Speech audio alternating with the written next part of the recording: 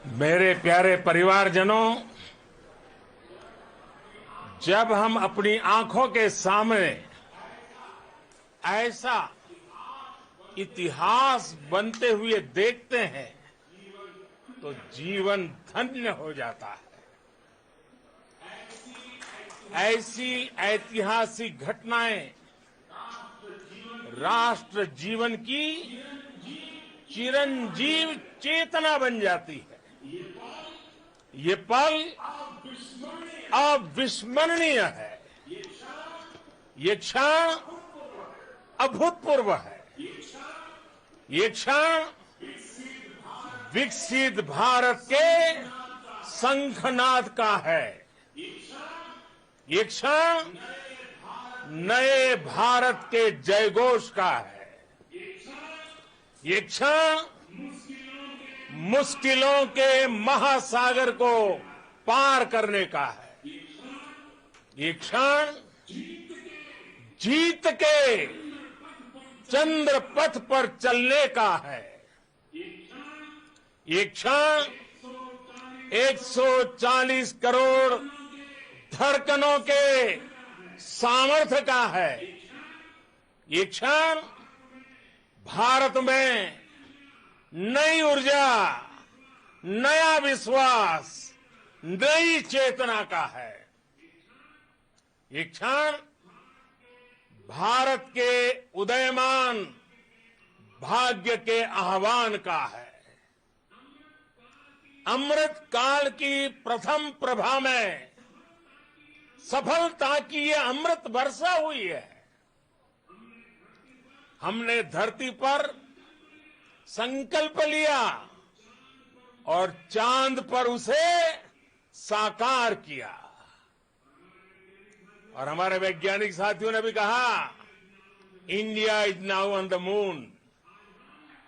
आज हम अंतरिक्ष में नए भारत की नई उड़ान के साक्षी बने हैं।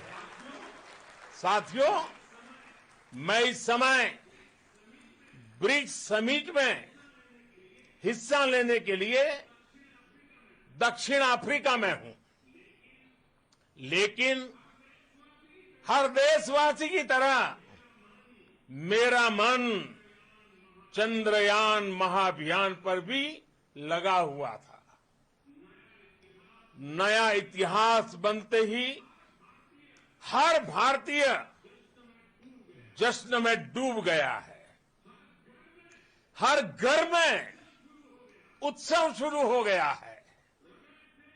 हृदय से मैं भी अपने देशवासियों के साथ, अपने परिवारजनों के साथ इस उमंग और उल्लास से जुड़ा हुआ हूं।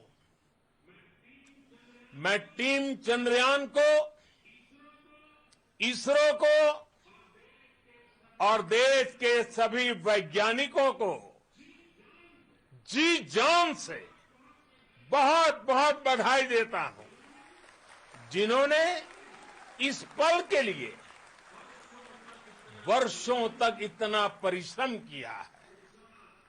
उत्साह, उमंग, आनंद और भावुकता से भरे इस अद्भुत पल के लिए मैं 140 करोड़ देशवासियों को भी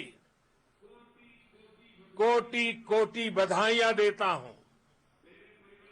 मेरे परिवारजनों, हमारे वैज्ञानिकों के परिश्रम और प्रतिभा से भारत चंद्रमा के उस दक्षिणी ध्रुव पर पहुंचा है, जहां आज तक दुनिया का कोई भी देश नहीं पहुंच सका।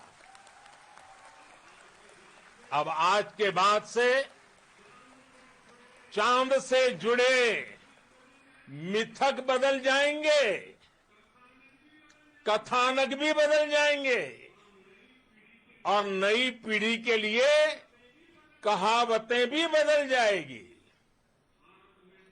भारत में तो हम सभी लोग धरती को मां कहते हैं। और चांद को मामा बुलाते हैं। कभी कहा जाता था चंदा मामा बहुत दूर के हैं, चंदा मामा बहुत दूर के हैं। अब एक दिन वो भी आएगा जब बच्चे कहा करेंगे चंदा मामा बस एक टूर के हैं। Friends, on this joyous occasion, I would like to address all the people of the world, the people of every country and region. India's successful moon mission is not just India's alone. This is a year in which the world is witnessing India's G20 presidency. Our approach of one earth, one family, one future is resonating across the globe.